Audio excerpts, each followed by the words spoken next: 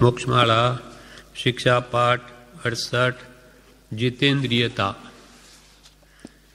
જીતેન્દ્રિયતાના મોક્ષમાળાના પાઠ પછી પ્રવેશિકામાં પણ શિક્ષા પાઠ 85 જીતેન્દ્રિયતા આ જ નામથી છે. એમાં બ્રહ્મચારી બીજી રીતે સમજાવે છે. કૃપાલદેવના વચનો મુખ્યત્વે એમાં છે. પહેલાં તો સમાધિ શતકમાંથી કહ્યું. પૂજ્યપાદ સ્વામી જ્ઞાની પુરુષ હતા. એમને આ સમાધિ શતક લખ્યું છે. 3 આત્માની એમાં વાત છે: બહિરાત્મા, અંતરાત્મા ને પરમાત્મા. તે ગ્રંથમાં એમ કે છે, મચ્યુત્વેન્દ્રિય દ્વારે પતિતો વિષય સ્વહમ તાન પ્રપદ્યાહત મિતિમાં પુરા વેદન તત્વતઃ. સમાધિ શતક એનું ગુજરાતી કાવ્ય બ્રહ્મચારીએ કર્યું. ઇન્દ્રિય દ્વારથી ચૂકી પડ્યો હું વિષયો વિશે, ભોગો પામી ન મેં પૂર્વે જાણ્યું રૂપ યથાર્થ જે. ઇન્દ્રિય દ્વારથી ચૂકી પડ્યો હું વિષયો વિશે, ભોગો પામી ન મેં પૂર્વે જાણ્યું રૂપ યથાર્થ જે. ઇન્દ્રિય દ્વારથી ચૂકી પડ્યો હું વિષયો વિશે. 5 ઇન્દ્રિયના વિષયોમાં પડ્યો ઇન્દ્રિયરૂપી દ્વારથી, અને ભોગો પામી 5 ઇન્દ્રિયના વિષયો ભોગો પામીને પૂર્વકાળમાં જાણ્યું રૂપ યથાર્થ જે તે ન. મારું જે યથાર્થ શુદ્ધ આત્મ સ્વરૂપ છે તેને ન જાણ્યું. કેમ કે એ મનની વૃત્તિઓ ભોગોમાં જ રહી. મન તો એક છે, કાં તો વિષયોમાં રહે, કાં સત્પુરુષની ભક્તિમાં રહે, કાં રાગ કે વૈરાગ વિતરાગ. કેમ કે કબીરદાસજી કહ્યું, કબીરા મન તો एक है, चाहे जिधर लगा, चाहे गुरु की भक्ति कर, चाहे विषय कमा. 5 इनના વિષયોમાં કાં તો ઉપયોગ લગાવ, કાં પછી તારા સત આત્મ સ્વરૂપ ને પામેલા એવા સદગુરુની ભક્તિ કર. એ વૈરાગ્ય ભાવ છે, એ વિતરાગતા છે, અહીંયા રાગ છે. એટલે આ ઇન્દ્રિયોમાં આસક્તિ અનાદિકાળથી જીવની રહેવાથી પોતાના સહજ આત્મ સ્વરૂપને એ પામી શક્યો જ નથી. ભાવાર્થમાં કે છે, 5 ઇન્દ્રિયો વડે રૂપ, રસ, ગંધ, સ્પર્શ અને શબ્દરૂપ વિષયો જીવ જાણે છે તે જડના રૂપી ગુણો છે. ઇન્દ્રિયોના પોતપોતાના વિષયો છે. આંખનો વિષય રૂપ, કાનનો શબ્દ, જીભનો રસ, નાસિકા નાકનો ગંધ અને શરીરનો સ્પર્શ. આ દરેક ઇન્દ્રિયો પોતપોતાના વિષયોને જાણે છે જે જડના ગુણો છે, જડના રૂપી ગુણ છે. શબ્દરૂપ, રસ, ગંધ. રૂપ, રસ, ગંધ, સ્પર્શ એ 4 છે. પછી 5મો શબ્દ છે, એ પણ પૂદગલ પરમાણુના ભેગા મળવાથી થાય છે, પણ છે બધા જડના ગુણો છે. જે જડના રૂપી ગુણો છે તેમાં મગ્ન થવાથી જીવ પોતાનું અરૂપી સ્વરૂપ ભૂલી જાય છે. 5 ઇન્દ્રિયના વિષયોમાં લીનતા, મગ્નતા હોવાથી આત્મા પોતાનું અરૂપી સ્વરૂપ છે, જે આ ઇન્દ્રિયોથી જણાતું નથી, દેખાતું નથી, ચક્ષુ ગોચર નથી. તેથી એને સહજ એ વાતનું શ્રદ્ધાન આવતું નથી. એટલે અરૂપી એવો આત્મા ત્યાં રૂપી એવા પૂદગલના ગુણોમાં તલ્લીન થઈ જાય છે. અનાદિનો અભ્યાસ છે. તે આ વિષયોમાં મગ્ન થવાથી તે આત્મા પોતાનું અરૂપી સ્વરૂપ જાણી શકતો નથી. આત્મિક સુખ ભૂલી જાય છે.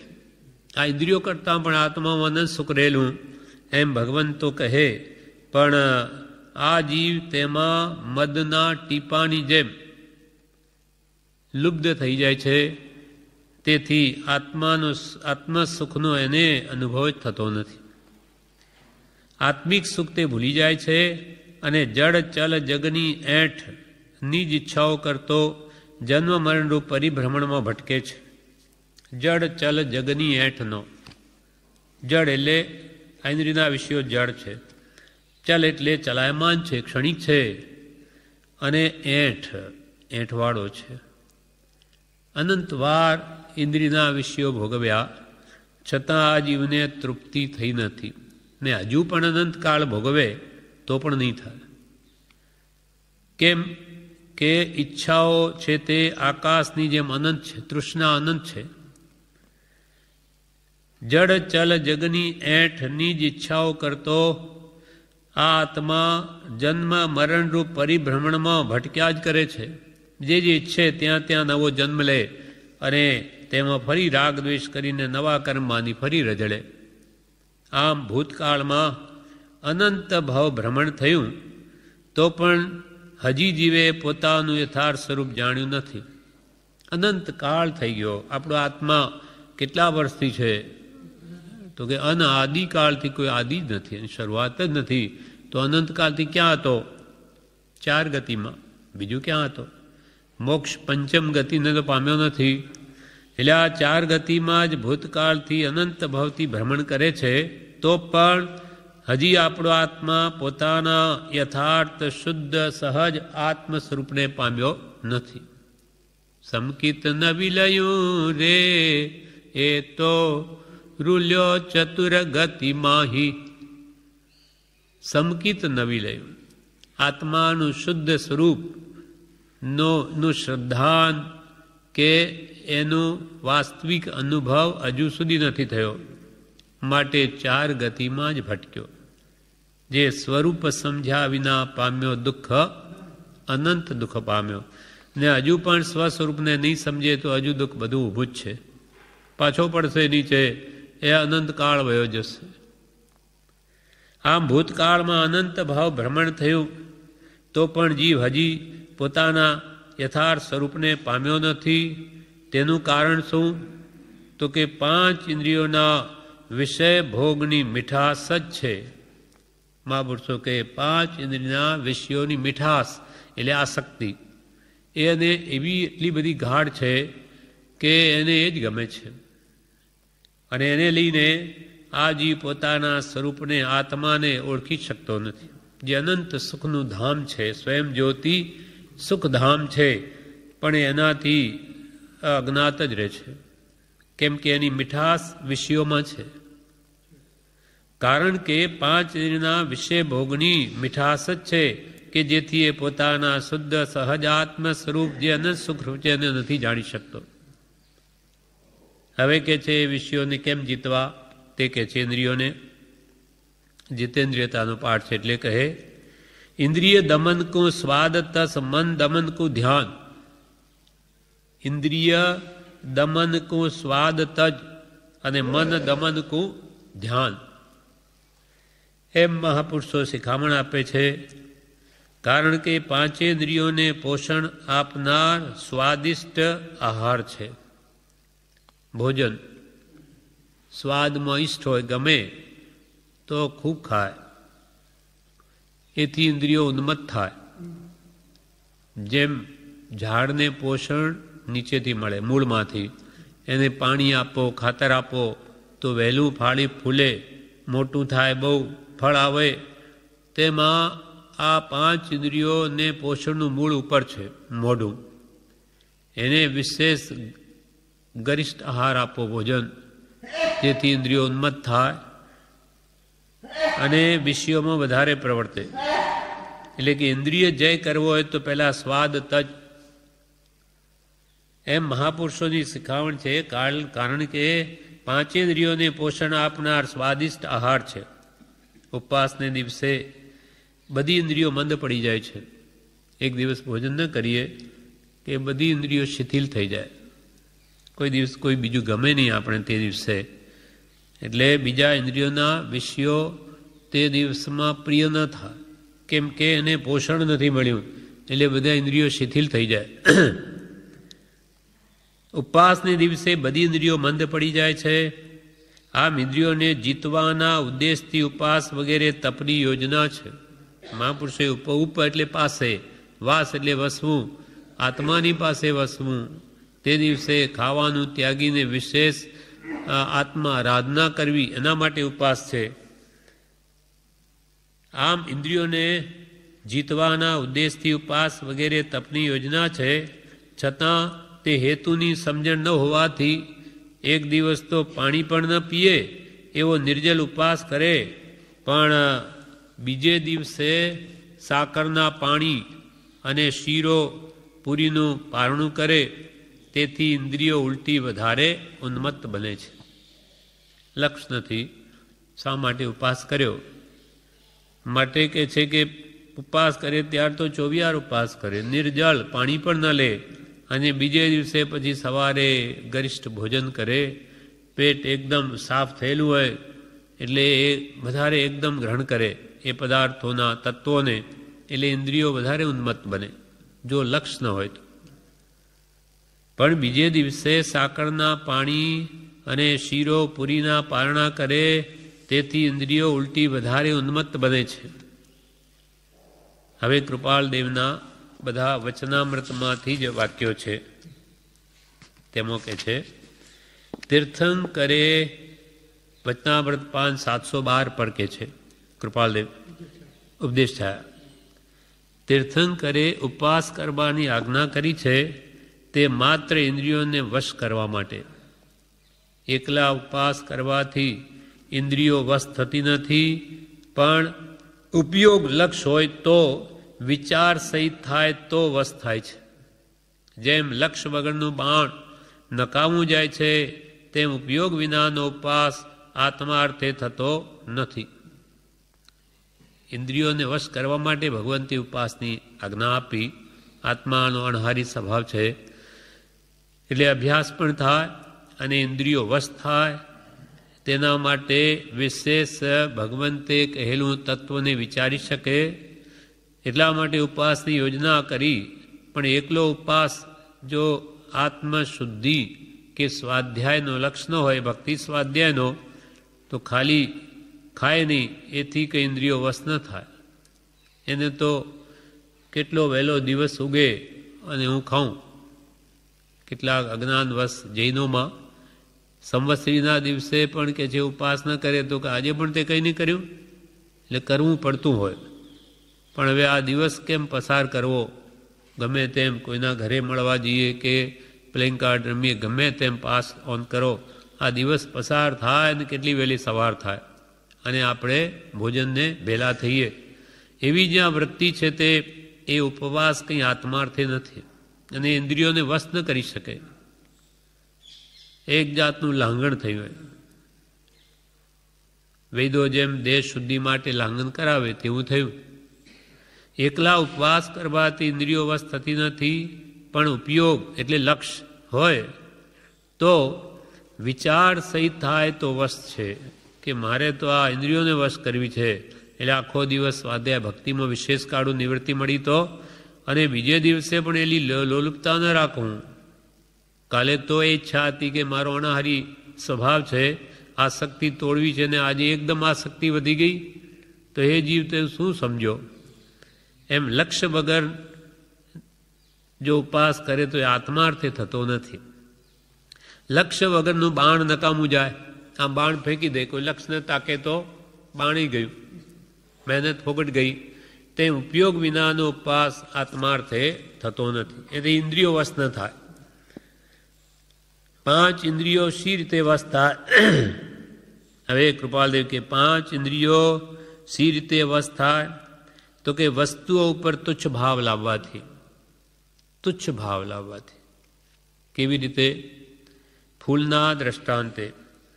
ફૂલમાં સુગંધ હોય છે, તેથી મન સંતુષ્ટ થાય છે, પણ સુગંધ થોડી વાર રહી નાશ પામે છે.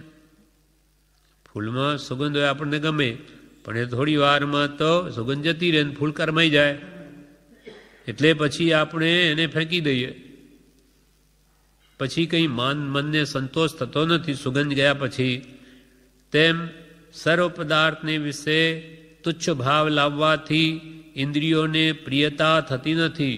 તેમ બધા પદાર્થમાં જો આવો તુચ્છ ભાવ લાવે તો એના પ્રત્યેનું આકર્ષણ ઘટે કે હું ગમે એટલું ખાઉં, આસક્તિ કરું રાગપૂર્વક, પણ એ 3 કલાકમાં તો પાછા હતા તેવા થવાના. અને જે ભોજન ગમે એટલું સુંદર માનીને લઈએ પણ એની વિષ્ઠા થઈ જાય છે, એ દુર્ગંધમય બની જાય અને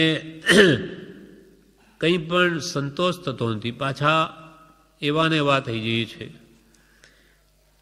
અને એ જે ભૌતિક પદાર્થો મેળવવામાં કેટલી બધી ઉપાધિ કરું, ક્ષણ માત્ર સુખ ભોગવી માની સુખાભાસ અને હું સુખ માનું, આવા તુચ્છ પદાર્થમાં આખું જીવન વહી જાય છે. એમ દરેક પદાર્થનું તુચ્છપણું માને તો એના પ્રત્યેની જીવની વૃત્તિ પાછી ખેંચાય.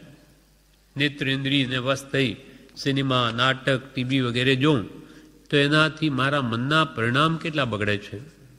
રાગના દ્રશ્યો જોઉં તો આવું આપણા ઘરે હોય તો સારું, આ વસ્તુઓ જોઉં તો આ મને મળે તો સારું, મળવું ના મળવું તો પુણ્યને આધીન, પણ ત્યાં તૃષ્ણાઓ, ઈચ્છાઓ કેટલી બધી વધી જાય છે કે જે બધું મેળવવા આખી જિંદગી ઓછી પડે. તો એને સુખ શું મળ્યું? અડધો કલાક માત્ર જોયું અને કલાકોની તૃષ્ણા દુઃખ અંદર ઘાલ્યું, એટલે સુખ નથી. એ અંતે એને દુઃખ જ ઉત્પન્ન કરે અને એ પણ એની તૃપ્તિ થતી જ નથી. આંખ થાકે તો મૂકે, પાછી આંખ ઠીક થાય કે પાછું જોઈએ. એમ એનાથી કોઈ કાળે ઇન્દ્રિયના વિષયોથી જીવને તૃપ્તિ ન થાય. સત્પુરુષના ઉપદેશથી વાત સમજી લે કે આ બધા તુચ્છ છે, મને ઉડતો વધારે દુઃખના ગર્તમાં લઈ જાય છે, ખાડામાં પાડે, એવો વિચારે તો પાછો હટે. બાકી જેમ જેમ ભોગવે તેમ તેમ તૃષ્ણા વધે છે. એટલે ભૂલ કરમાઈ જાય છે, પછી કાંઈ મનને સંતોષ થતો નથી. તેમ સર્વ પદાર્થને વિશે તુચ્છ ભાવ લાવવાથી ઇન્દ્રિયોને પ્રિયતા થતી નથી અને તેથી ક્રમે ઇન્દ્રિયો વશ થાય છે. આમ તુચ્છ ભાવ લાવતા બધા પદાર્થોનો સંગ ઓછો કરે, એટલે ઈચ્છાઓને ઘટાડે તો કાળે કરીને એને ઇન્દ્રિય જય થઈ જાય. પછી એનાથી દૂર રહે કે આ તો મને ઉડતું અંદર નીચે ધકેલનારી છે ઇન્દ્રિયો. વાત સમજાવી જોઈએ. એટલે સર્વ સુખનું કારણ સત્પુરુષનો બોધ છે. બોધ બળે ભવતરીએ. આ વિષય કસાયની વૃત્તિઓને હટાડવા માટે સત્પુરુષનો બોધ જોઈએ. તે આપણને દરેક પદાર્થનું વાસ્તવિક સ્વરૂપ બતાવે, એટલે એ સમજાય તે મન આપોઆપ પાછું હટે. પછી એને હટાવવું ન પડે. વાત સમજાઈ ગઈ કે આ ઝેર છે તો કોઈ પીએ નહીં, પણ સમજાવવું જોઈએ. તેમ સર્વ પદાર્થને વિશે તુચ્છ ભાવ લાવવાથી કે સત્પુરુષના બોધે તુચ્છ ભાવ આવવાથી તે ઇન્દ્રિયોને તે પ્રત્યે પ્રિયતા થતી નથી અને ક્રમે કરીને તે ઇન્દ્રિયો વશ થાય છે. વળી 5 ઇન્દ્રિયોમાં પણ જીવવા ઇન્દ્રિય વશ કરવાથી બાકીની 4 ઇન્દ્રિયો સહેજે વશ થાય છે. તુચ્છ આહાર કરવો, કોઈ રસવાળા પદાર્થમાં દોરાવવું નહીં, બલિષ્ઠ આહાર ન કરવો. કૃપાલદેવી આ જ ઉપાય પ્રભુશ્રીને બતાવેલો. નીરસ આહાર 5 વર્ષથી પ્રભુશ્રીજી એકાંતરા ઉપવાસ કરે છે, છતાં મનથી બ્રહ્મચર્યનું પાલન થતું નથી. હરકજણી મહારાજ સંપ્રદાય ગુરુ જે ઉપાય બતાવ્યો, પણ કૃપાલદેવ મળ્યા ત્યારે આ જ વાત કરી કે મુનિ શું જોઈએ? તો કે શું તમારી ઈચ્છા છે? તો કે મારી પ્રભુ બ્રહ્મચર્યની દ્રઢતા અને સમકિતની આત્મજ્ઞાન અને મને મનથી બ્રહ્મચર્યનું પાલન થાય એવો ઉપાય બતાવો. ત્યારે કૃપાલદેવે શું કહ્યું? મુનિ નીરસ આહાર કરજો. કોઈ ભક્તિથી તમને પાત્રમાં નાખી દે કોઈ એવો આહાર, તો એ તમે બીજાને આપી દેજો, પણ તમે ખાશોમાં. તો આવી રીતે નીરસ ભોજન કર્યું તો ખાતા ખાતાંય ઇન્દ્રિયોનું દમન થઈ ગયું, મનથી બ્રહ્મચર્યનું પાલન થઈ ગયું, અને જ્યારે એકાંતરા ઉપવાસ કરતા હતા તોય નહીં થયું. એમ સત્પુરુષ જે ઉપાય બતાવે તે સત્ય જ હોય. એ જેમ ક્રોધ જવાનો ઉપાય બતાવ્યો તો ક્રોધ જાય, તેમ આ બધી અંદરની વાસનાઓ કાઢવાનો સત્પુરુષ ઉપાય બતાવે તો વાસના પણ જાય, કેમ કે જ્ઞાની જાણે છે બધું. એટલે અહીંયા કહે છે તુચ્છ આહાર કરવો, કોઈ રસવાળા પદાર્થમાં દોરાવવું નહીં, બલિષ્ઠ આહાર ન કરવો, નહીં તો ઇન્દ્રિયો વધારે ઉન્મત્ત થશે. હવે વળી કૃપાલદેવ આગળ કહે છે ઉપદેશ છાયામાં કે કેવી રીતે કેવા વિચાર કરવા કે જેથી ઇન્દ્રિયોનું આકર્ષણ ઓછું થાય તે કહે છે. એક ભાજનમાં લોહી, માંસ, હાડકાં, ચામડું, વીર્ય, મળ, મૂત્ર એ 7 ધાતુ પડી હોય અને તેના પ્રત્યે કોઈ જોવાનું કહે તો તેના ઉપર અરુચિ થાય ને થૂંકવા પણ જાય નહીં. જેમ ચમારના ઘરે આ બળદ, ગાય, ભેંસ વગેરે મરેલા હોય લઈ જાય અને એને કાપે, પછી એના બધા જુદા જુદા પાર્ટ બધા ભેગા જુદા પાડે. ત્યાં કે છે કુંડ હોય છે ચામડાનો, હાડકાનો, લોહીનો, માંસનો, એ બધું જુદું કરે, મળ, મૂત્ર વગેરે.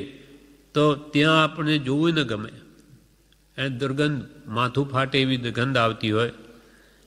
તો કે છે ત્યાં કોઈ કે જા જોતો ખરો, તો કે થૂંકવાય નહીં જાય. જે એ એના શરીરમાંથી નીકળેલું ઔદારિક શરીર છે, પણ આપણું પણ ઔદારિક છે. વૈક્રિક તો દેવોને નારકીનું છે, ઢોર પશુને આપણું શરીર એક જ છે, સપ્ત ધાતુઓ એક સરખી. એવી રીતે આપણામાં પણ એ જ ધાતુઓ છે જે ચમારના કુંડમાં છે, પણ એના ઉપર અંદર ઢાંકીને ઉપર પડ છે ચામડીનું, માખીના પાંખ જેવું છે ચામડીનું પડ. હવે એ જો ઉલટાવી દે તો એ કાઢી નાખે ચામડી, તો જોવું ન ગમે, ભયંકર ભાસે. એકદમ ક્યાં ચીરો આવી જાય, કંઈ ક્યાંય છોલાઈ ગયું હોય, એકદમ લોહી ઝરતું હોય, કેવું લાગે. હવે અંદર તો ખરેખર જ છે. અને ગમે તે બી સારી વસ્તુઓ શરીર પર ચોપડો, અત્તર, ફૂલેલા આદિ, તો પણ એ દુર્ગંધમય બની જાય. અંદર ગમે તે બદામ, પિસ્તા જે કોઈ ખાઓ તો પણ એ વિષ્ઠા બને, એ પણ મળમૂત્ર થઈને બહાર નીકળે. એટલે આ જાણે વિષ્ઠાની ફેક્ટરી જ ન હોય એવું બધું અંદર છે. એના ઉપર જીવનો રાગ છે. અને એ પણ સૌથી વધારેમાં વધારે પ્રેમ જીવને આ શરીર ઉપર છે. તો કે છે આવા શરીરને આવી રીતે કે વિચારવું કે એમાં ભરેલું શું છે.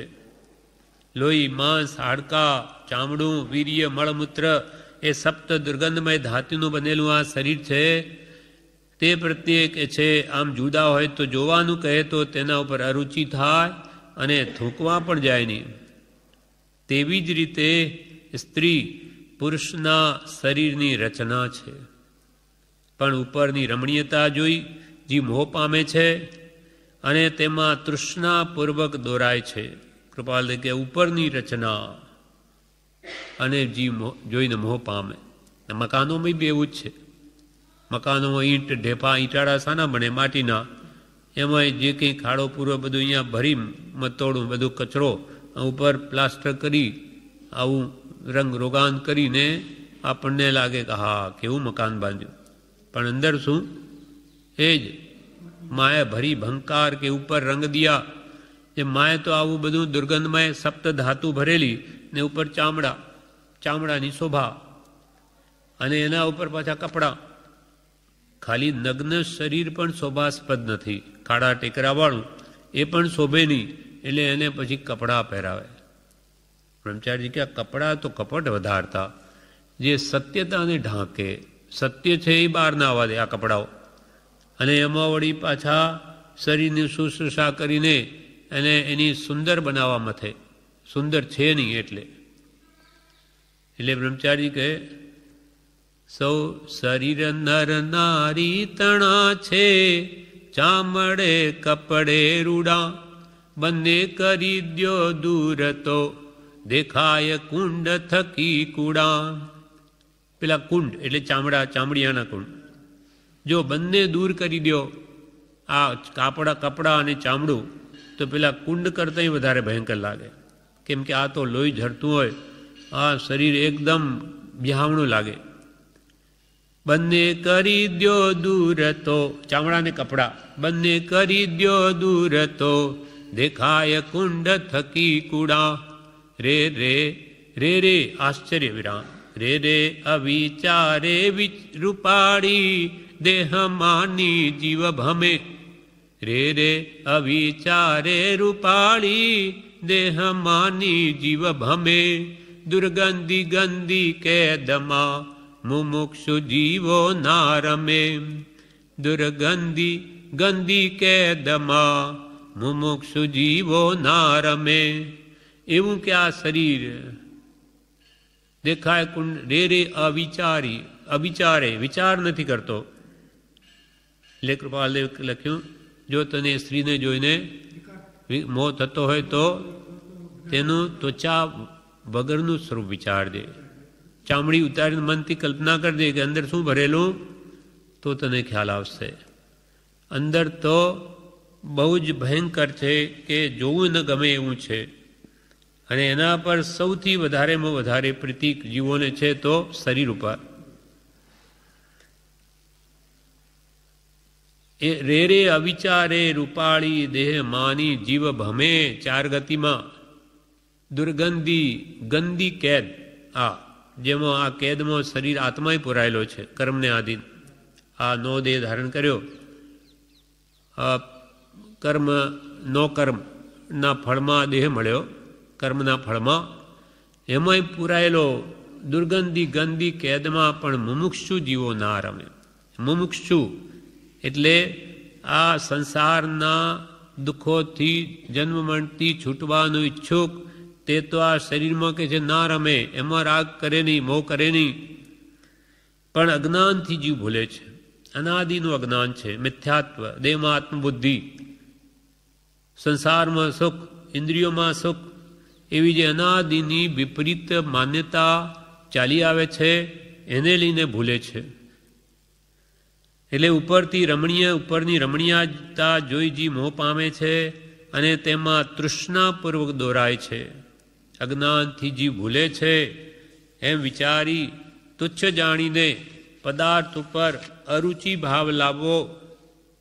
આમ વિચારી અને કે સામો મોહ કરું છું, અનંતકાળથી આ કરી નવા જન્મ ઊભા કીધા અને છે શું એમ વિચારીને પદાર્થ પર અરુચિ ભાવ લાવવો. આ રીતે દરેક વસ્તુનું તુચ્છપણું જાણવું. અનંતકાળથી અનંત વાર ખાધું, આ ભૂમિ કેટલા મણોબંધ ખાવાનું ખાધું, ક્યાં તૃપ્તિ થઈ, એમ દરેક વિષયનું વિચારવું કે આ રીતે દરેક વસ્તુનું તુચ્છપણું જાણવું. આ રીતે જાણીને મનનો નિરોધ કરવો. મનને પોતપોતાના મનને વશ કરવું. કેમ કે મન જેમ આજ્ઞા કરે તેમ ઇન્દ્રિયો પ્રવર્તે. ઇન્દ્રિયો તો વિચારી શું છે એને મન હુકમ કરે તેમ વર્તે. એટલે મન વશ જો રાખીએ તો ઇન્દ્રિયો કાંઈ ન કરી શકે. મનને સત્પુરુષના વચનમાં રોકવું, તો એ વિષયોમાં ન જાય. કેમ કે ત્યાં કોઈ વિષય કસાયનો ઉપદેશ છે જ નહીં, એને તો તોડી નાખે છે. એટલે આત્મબળ વધે છે સત્પુરુષના બોધથી, એટલે વિષયો કાંઈ કરી શકે નહીં. પણ સત્સંગ છે તે કામ બળવાનું. નિરંતર સત્સંગ જોઈએ. સત્પુરુષનો સમાગમ તો પરમ સત્સંગ. એ જ્ઞાની પુરુષનો ન હોય તો પછી આશ્રિતોનો સમાગમ કે એના વચનોનો સમાગમ. એથી આત્મબળ જાગૃત રાખવું તો આ સંસારથી છૂટી શકાય. એમ શ્રીમદ રાજચંદ્ર ઉપદેશ થયા.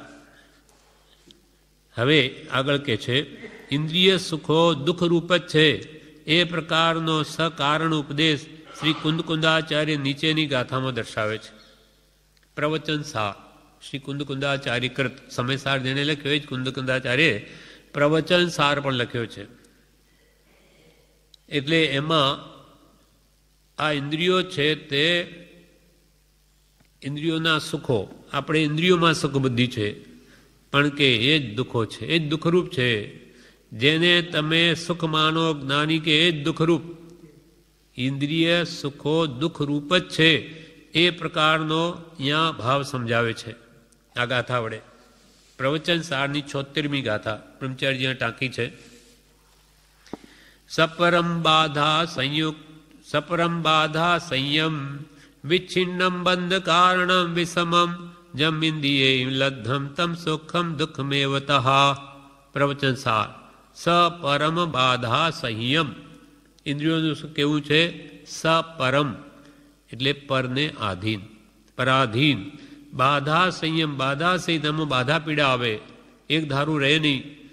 વિચ્છિન્ન વિનાશકારી બંધ કારણમ, કર્મ બંધનું કારણ વિષમ, સમ એક સરખું રહે નહીં. જમ ઇન્દ્રિય લદ્દમ, જે ઇન્દ્રિયોથી લદ્દમ એટલે પ્રાપ્ત થાય તે સુખમ દુઃખમેવ તહા, એટલે ઇન્દ્રિયોથી પ્રાપ્ત થતું સુખ તે દુઃખનું જ બીજું રૂપ છે.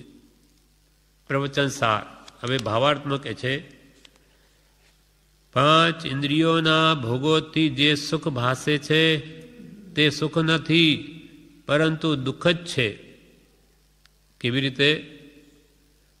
તો કે એક તો તે સુખ પરને આધીન છે, પરાધીન છે, એટલે કે પોતાની ઇન્દ્રિયો સાબુદ હોય અને પુણ્યના ઉદય સુખની સામગ્રી ઈચ્છા પ્રમાણે મળે તો સુખ લાગે, તેથી તે સ્વાધીન નથી. એક તો પરને આધીન, પર વસ્તુથી સુખ મળે. વસ્તુ ખાવાથી સુખ માન્યું તે વસ્તુ લાવવી પડે. હવે કાં તો પુણ્યનો ઉદય ન હોય તો પૈસા ન હોય તો વસ્તુ લાવી ન શકે, અને માનો વસ્તુ મળે, પૈસા છે તો શરીર સારું નથી, ખાઈ ન શકે. આ બાધા આવી. પરને આધીન શરીર સારું જોઈએ અને પુણ્ય પણ જોઈએ, જેથી વસ્તુ મળે તો એને ક્ષણિક સુખ ભાસે, ક્ષણમાં, ક્ષણ માત્ર, વિશેષ નહીં, કાયમ નહીં. એટલે ઇન્દ્રિયોનું સુખ છે તે પરાધીન છે, પર વસ્તુને આધીન છે. આત્માનું સુખ તે સ્વને આધીન છે, પોતાના સહજ સ્વરૂપમાં અંદરથી ઉત્પન્ન થાય એની ધારા અખંડ રહે. જ્યારે આ તો ખંડિત થઈ જાય, કેટલી મહેનતે મેળવેલું ક્ષણ માત્ર સુખનો આભાસ આપીને જતું રહે. એટલે સપરમ, પરને આધીન સુખ છે. એટલે પોતાની ઇન્દ્રિયો સાબુદ હોય તો, અને પુણ્યના ઉદય સુખની સામગ્રી ઈચ્છા પ્રમાણે મળે તો સુખ લાગે, તેથી તે સ્વાધીન નથી પણ પરાધીન છે. હવે બીજું બાધા સંયમ. બાધા આવે, જેમ કે આપણા ઘરમાં બધી સામગ્રી ઉપલબ્ધ છે, જે ખાવું હોય ખાઈ શકાય, પણ ભૂખ નથી, ભૂખ જ નથી લાગતી. હવે શું કરવું? બધું જ છે પણ આ બાધા આવી ગઈ, ક્ષુધા નથી, ક્ષુધા ભૂખ, અથવા બધું પીણા ગમે તેવા પીવા હોય પણ તૃષા નથી, તરસ જ નથી. શું, કેવી રીતે એનો સ્વાદ લેવો? એટલે ક્ષુધા, તૃષા આદિ કે રોગાદિ બાધા સહિત તે સુખ છે. ગમે એટલું હોય પણ રોગાદિ બાધા, રોગની બાધા આવી જાય, રોગ થઈ જાય. અને ઇન્દ્રિયોનું સુખ કેવું? કે પહેલાં તો દુઃખ ભોગવો ક્ષુધાનું, પછી ખાવાનું સુખ આવે. પહેલાં તો મને ભૂખ લાગી, ભૂખ લાગી, ભૂખ લગાવો કે ભૂખ લાગે, ભૂખનું દુઃખ વેદે ત્યારે જ એને ખાવાનું સુખ લાગે. એટલે એમાં પહેલાં પણ ભૂખનું દુઃખ, અને ખાય, ભૂખનું શમન કરે ત્યારે એટલી બધી તૃષ્ણા હોય કે જાણે બધું ખાઈ જાઉં, બધું જ ખાઈ જાઉં, પણ ખાઈ ન શકે. પેટ ભરાઈ જાય એટલે કે બસ હવે તો બસ બહુ થઈ ગયું. પણ તૃષ્ણા એવી બની રહી કે વસ્તુ તો સારી છે પણ ખાઈ નથી શકતો. એટલે એમ કરો, અંદર મૂકી દો, સાંજે ખાઈશું, રાખો. એટલે તૃષ્ણા ફરી જમતા પણ એવી થઈ કે ખાઈ તો બધું લો પણ હવે ખવાય નહીં, શું કરું? એટલે સાંજે ખાઈશ. એટલે તૃષ્ણા પણ બની રહી, ગઈ નહીં. અને જો વધારે ખવાઈ ગયું સ્વાદવશ તો પછી પેટ દુખે કે એકદમ પ્રમાદ થાય કે ભાઈ હવે પાચક ગોળી લાવો, શું કરીએ? એમ આ ઇન્દ્રિયોનું સુખ છે તે પહેલાં મેળવતાંય દુઃખ, એ વખતે ભોગવતાંય દુઃખ, અને ભોગવ્યા પછી પણ સંતોષ તો છે નહીં, તૃષ્ણા તો એની બની રહે. એટલે એની બધી જ અવસ્થા દુઃખરૂપ. જેમ પૈસા કમાવામાં દુઃખ, મળ્યા પછી સાચવવામાં દુઃખ, ક્યાં સાચવવા? અને ઘરે મૂકીએ ચોર લઈ જાય, બેંકો મૂકીએ તો વ્યાજ ઓછો આવે, પાર્ટીને આપી દે તો આપે નહીં, મૂડીએ જતી રહે, ક્યાં રાખવું? સાચવતાંય દુઃખ, અને ખર્ચાઈ જાય તોય દુઃખ. ખર્ચતા પણ આનંદ ન થાય કે ભાઈ આજે તો બજારમાં ગયા, 10,000 રૂપિયા ખર્ચી આવ્યા, બહુ આનંદ આવી ગયો. આજે તો 10,000 રૂપિયા ખર્ચ થઈ ગયા. અંદરમાં ઊંડે ઊંડે એને એ પૈસા કમાવતાય દુઃખ, સાચવતાય દુઃખ અને ખર્ચાઈ જાય તોય દુઃખ. તો ભાઈ સુખરૂપ અવસ્થા કઈ? સુખ ધનમાં નથી, પૈસામાં નથી. સુખ તો સમજણમાં છે, સંતોષમાં છે. સમજણ જેને આવી ગઈ તેને ભલેને 500 રૂપિયા કમાવતો હોય કે બહુ છે, પેટ ભરાય, મારાથી ગરીબોના તો પેટે નથી ભરાતા, તો કે બહુ છે આપણે તો. અને જો સમજણ ન હોય તો 5 લાખ મળતા હોય તો એને ઓછા લાગે. મારે 5 લાખ આવે પણ મારા ભાઈને 10 લાખ કમાવે એનું શું? એટલે મને 10 લાખ ક્યારે થશે? એ તૃષ્ણાવાળો નર નિત્ય ભિખારી અને સંતોષી નર સદા સુખી. સમજણ જેને આવી ગઈ કે જે મળે એ બહુ છે, જે મારા કર્મ પ્રમાણે જે મળે બહુ છે, એમ સંતોષ ભાવ જેને સમજાઈ ગયો તે સદા સુખી. એટલે સંતોષામૃત તૃપ્તાનામ યત સુખમ સાંચેતસામ કુતસ્તદ ધન લુબ્ધાનામ ઇતસ્તતશ્ચ ધાવતામ. સંતોષ રૂપી ધનથી જે તૃપ્ત છે, સંતોષામૃત, અમૃત, સંતોષ રૂપી અમૃત પીને જે તૃપ્તિ અનુભવે છે, સંતોષામૃત તૃપ્તાનામ યત સુખમ, એને જે સુખ છે, શાંત ચેતસામ, એના ચિત્તમાં જે શાંતિ છે તે સુખી. બાકી સંતોષામૃત તૃપ્તાનામ યત સુખમ શાંત ચેતસામ કુતસ્તદ ધન લુબ્ધાનામ. કુતસ્તદ એ તેને ક્યાંથી? કોને? ધન લુબ્ધાનામ, ધનથી લુબ્ધ આસક્ત છે તેને સુખ ક્યાંથી? કે તસ્તતશ્ચ ધાવતામ, કે જે ધન્ય માટે અહીં ત્યાં દોડે છે કે અહીંયાથી મળે ક્યાંથી મળે, એને સુખ ક્યાંથી? એટલે તૃષ્ણાવાળો નર નિત્ય ભિખારી. જન્મ મરણ પણ કોના? જે તૃષ્ણા રાખે છે તેના. એટલે આ બધી સુખ માટેના પ્રયત્નો છે, પણ એ ખરેખર સુખ નથી, પણ એને દુઃખી જ કરે છે. એમ બીજું ક્ષુધા, તૃષા આદિ કે રોગાદિ બાધા સહિત તે સુખ છે, વચમાં વિઘ્નો નડે છે. ત્રીજું તે સુખ વિનાશી છે. ભોગ્ય પદાર્થો વીજળીના ઝબકારા જેવા અનિત્ય, નાશ પામી જાય. આજે છે ને કાલે નહીં.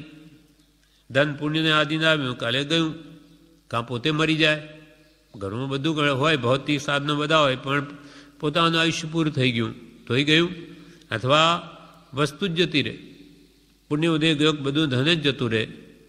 એટલે એમ આ વિનાશિક છે બધું. અથવા ક્ષણિક કોઈ પણ વસ્તુનો સુખ કેટલું ક્ષણ માત્ર. ગમે એટલી વાનગી બનાવી હોય પણ અહીંયા હાથમાં લઈને મોઢે સુધી આવે તો કોઈ સ્વાદ નહીં. જીવ ઉપર એટલું સ્વાદ, ગળે ઉતરી ગયો તો સ્વાદ નહીં. તો આ ક્ષણ બધું વિનાશી છે, ક્ષણ માત્ર સુખ છે. ત્રીજું તે સુખ વિનાશી છે. ભોગ્ય પદાર્થો વીજળીના ઝબકારા જેવા અનિત્ય છે. રસોઈ સુંદર હોય તો પણ જીવવા પર ખોરાક રહે તે ક્ષણે જ સુખ ભાસે, આગળ પાછળ સુખ દે નહીં. જીવન પણ ક્ષણભંગુર છે, તેથી પદાર્થો તજી એકાએક જવું પડે છે. જીવન પૂરું થઈ ગયું, બધું મૂકીને જવું પડે. ચોથું તે સુખ કર્મબંધનનું કારણ છે. રાગદ્વેષ થાય છે ભોગવતા, કારણ કે ઇન્દ્રિયોના ભોગ પ્રસંગે રાગદ્વેષ સંભવે છે, તેથી કર્મબંધનો ભય પણ છે. પાંચમું તે સુખ એક ધારું રહેતું નથી, તથા સમતા ભાવ ટકવો દુર્ઘડ હોવાથી વિષમ પણ છે. એક ધારું એ સુખ રહે નહીં. પુણ્યનો ઉદય આવે, વળી શાંતિ, વળી પાપનો ઉદય આવે, વળી બીજું, આમ સમ વિષમ થયા જ કરે. તેથી મોક્ષ સુખની વાનગી સમતા ભાવમાં હોય છે, તે વિષય ભોગ લૂંટી લે છે. મોક્ષ સુખની વાનગી સમતા, આત્માને રહેવાનું ઘર સમભાવ, સમતા. એમાં જે સુખ છે તે વિષય ભોગ લૂંટી લે છે, વિષમ વૃત્તિ કરીને. એમાં સુખ બુદ્ધિ કરાવી અને આત્માની શાંતિ ભંગ કરી દે છે. એટલે સપરમ બાધા સંયુક્તમ વિચ્છન્નમ બંધ કારણમ વિષમમ જમ ઇન્દ્રિય લબ્ધમ તમ સૌખ્યમ દુઃખમેવ તદા.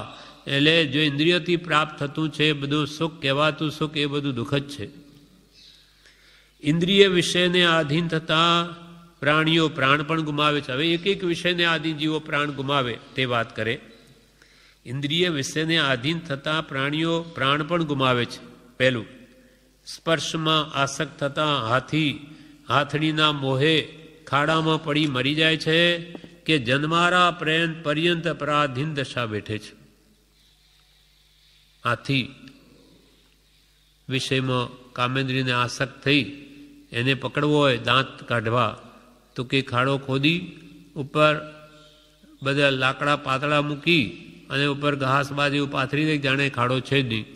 પાછળ બનાવટી હાથણી ઊભી કરે, દેખાવ એને દેખીને તે ત્યાં દોડીને એની પાસે જવા માંગે, વચ્ચે આવે ખાડો, એમાં પડી જાય, રીબાઈને મરે.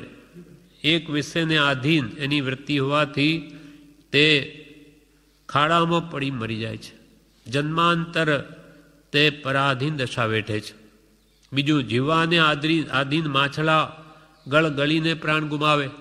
આપણે દોરો બાંધીને આપણે કોઈ જો નદી કિનારે ઊભા હોય, એમાં કંઈ એવી મીઠી વસ્તુ કંઈક પેલા ખાવાનું કંઈ પેલા કાંટામાં પરવી દે એટલે પેલો એની આસક્તિને લઈને ખાવા જાય કે કાંટો સીધો ગળામાં ફસાઈ જાય, મરી જાય, માછલાને બહાર કાઢી લે.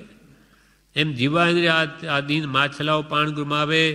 ત્રીજું, ગંધમાં આસક્ત થવાથી ભમરો કમલ ફૂલમાં રાત્રે પુરાઈ રહે. લાકડામાં કાણા પાડવાની શક્તિ છતાં તે ગુંગળાઈને ત્યાં જ મરી જાય. ભમરો કે છે લાકડામાં કાણું પાડી દે, છતાં આસક્તિવશ કમળના પાંદડાની નથી તોડી શકતો, ત્યાંય કાણું નથી પાડી શકતો.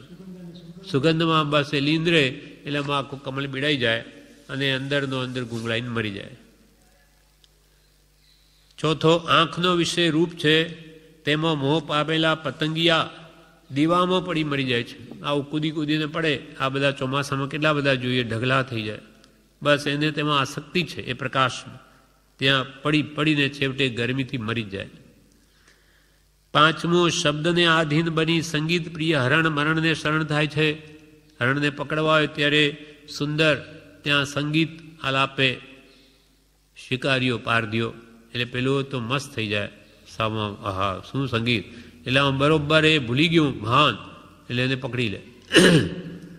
શબ્દને આધીન બની સંગીત પ્રિય હરણ મરણને શરણ થાય છે.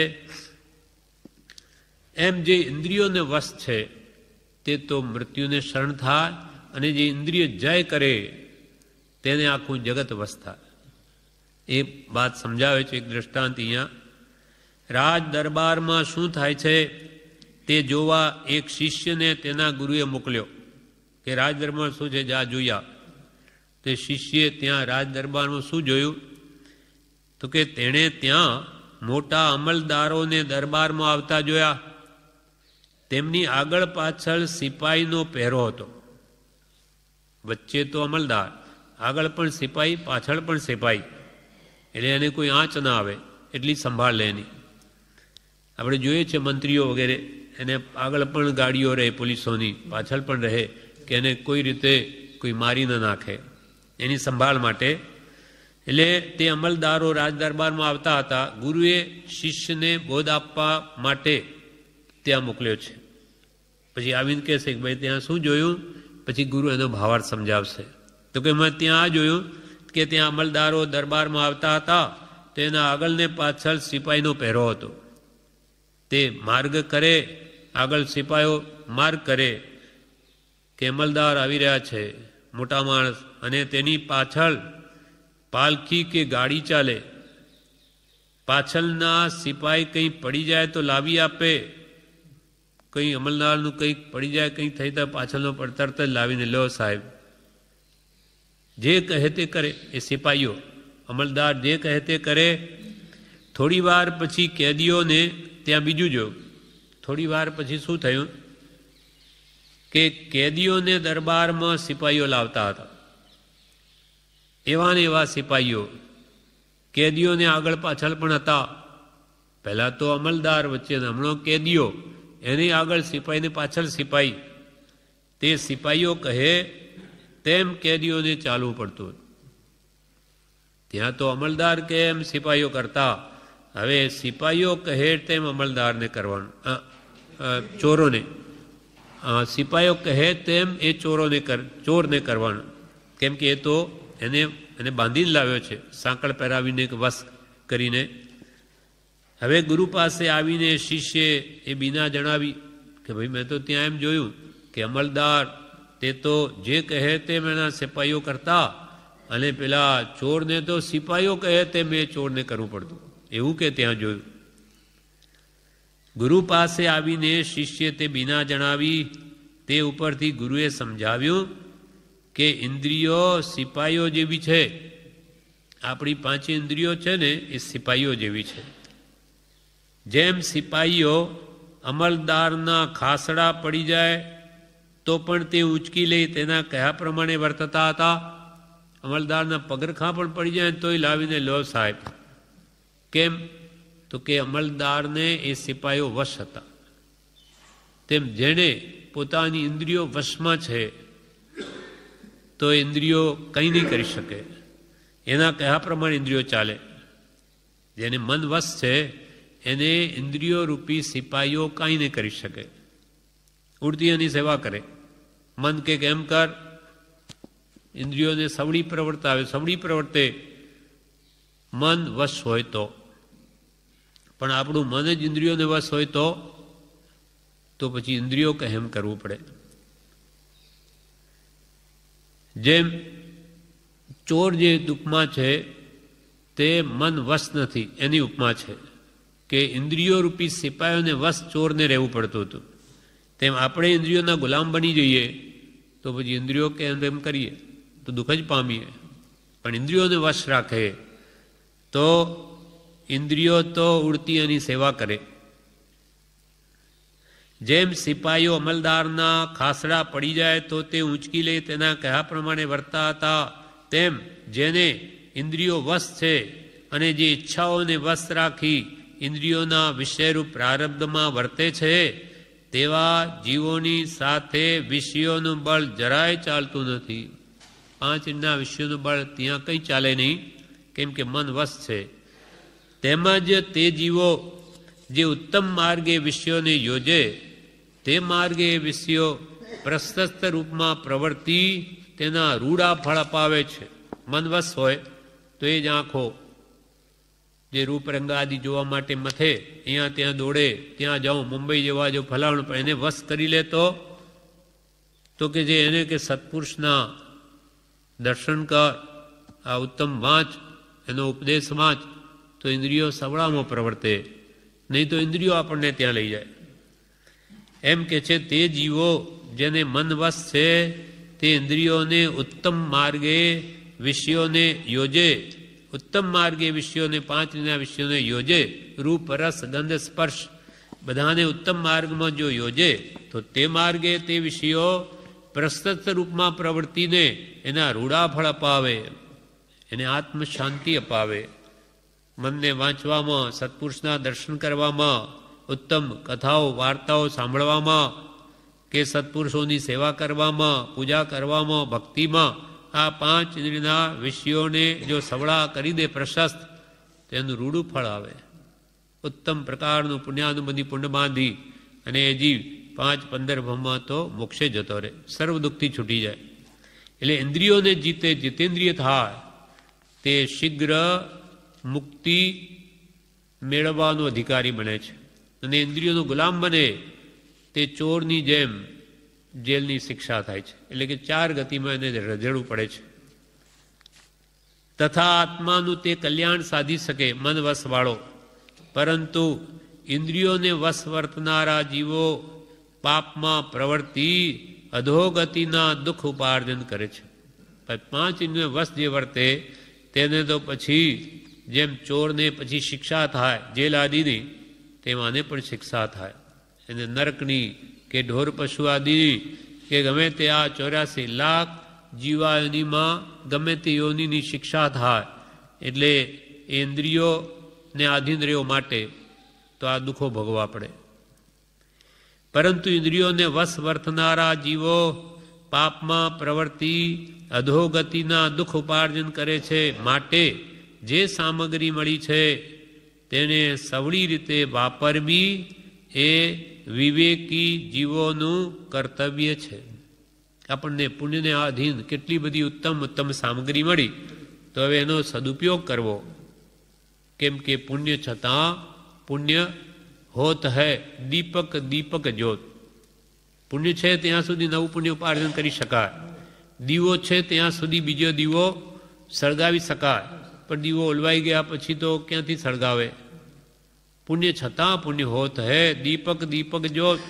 તો આપણે બધી પુણ્યની સામગ્રી આ મળી, તો એનાથી વિશેષ પુણ્યાનુબંધી પુણ્ય શુદ્ધ ભાવના લક્ષ્ય ઉપાર્જન કરી લો. તો જ્ઞાનીઓ કે તમે આ સંસારના જન્મ જરા મૃત્યુ મુખ્ય દુઃખના હેતુ આ બધા જ છૂટી જશે. આદિ વ્યાધિ ઉપાધિ રોગ શોક ચિંતા સર્વકાળ માટેનું દુઃખ જતું રહેશે. અને સર્વકાળ ભવિષ્ય અનંત કાળ છે, તો સુખ સુખ ને સુખ જ આવશે. માટે આ ઇન્દ્રિયો બડી શત્રુ છે. આપણી મોટામાં મોટા શત્રુ બાએ કોઈ નથી. આ અંતરંગ શત્રુઓ 5 ઇન્દ્રિયના વિષયો જ છે. કશાય ભાવો પણ એને લઈને છે. જો 5 ઇન્દ્રિયોની વિષયની ઈચ્છા ન હોય તો આ લોભ કે ક્રોધ માન માયા શાના માટે કરે? ઇન્દ્રિયો પોષવી છે એટલે એને પૈસા જોઈએ, તો એના માટે લોભ કશાય, એમાં એના માટે માયા પણ કરે, એમાં કોઈ વિઘ્ન કરે તો ક્રોધ પણ કરે. વિશેષ ધન મળી ગયો તો પછી માન મોટાઈ મેળવાય છે. પણ જેને કંઈ જોઈતું જ ન હોય, ઇન્દ્રિયના વિષયોને પોષણ જ ના આપવું હોય, તો એને શી જરૂર?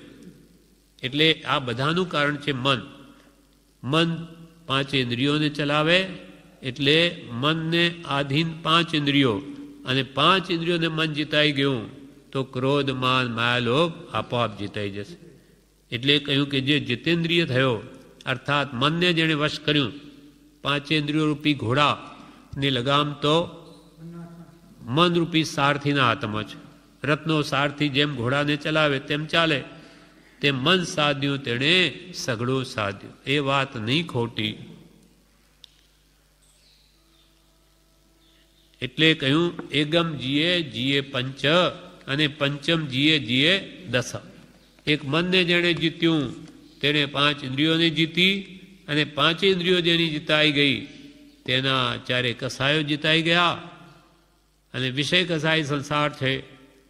એટલે એગમ જીએ જીએ પંચ, અને પંચમ જીએ જીએ 10. એટલે મન સર્વ ઇન્દ્રિયોને જીતવાનો ઉપાય છે. મનને કેમ રોકવું તે આપણે 4 પાઠોમાં જોઈ ગયા. 2 પ્રવેશિકા અને 2 મોક્ષમાળા અને એનું વિવેચન એને સત્પુરુષના વચનમાં યોજી, અને મુખ્યત્વે ધર્મ પ્રત્યે રુચિ ઉત્પન્ન થાય, એનું મહાત્મ્ય સમજાય કે આ કેટલી અમૂલ્ય વસ્તુ છે. તો એના પ્રત્યે આપોઆપ આપણો મન જશે. એમાં સર્વથી વિશેષ સત્પુરુષ પ્રત્યેની પ્રતીતિ થાય, વિશ્વાસ, તો એના વચનોમાં શ્રદ્ધા થાય, અને વિષય કસાય એ ઘટે, અર્થાત વૈરાગ ઉપશમ આવે તો જરૂર મન વશ થાય. વૈરાગ્યને ઉપશમ, ત્યાગ વૈરાગ ઉપશમને ભક્તિ એ મનને જીતવાના શ્રેષ્ઠ ઉપાય છે, અથવા આત્મજ્ઞાન પ્રાપ્ત કરવાની શ્રેષ્ઠ ભૂમિકા છે. આ વૈરાગ ઉપશમ વગર તો જ્ઞાન પણ કદી થાય નહીં, અને આત્મજ્ઞાન વગર કદી મન સંપૂર્ણ જીતાય નહીં. માટે સર્વનો ઉપાય છે વિતરાગ ભાવ, વૈરાગ્ય ભાવ, અનાસક્ત ભાવ, અને કશાયનું ઉપશમ. એટલે કૃપાલ કે કલ્યાણ શું? તો કે કશાય ઘટે એટલું કલ્યાણ.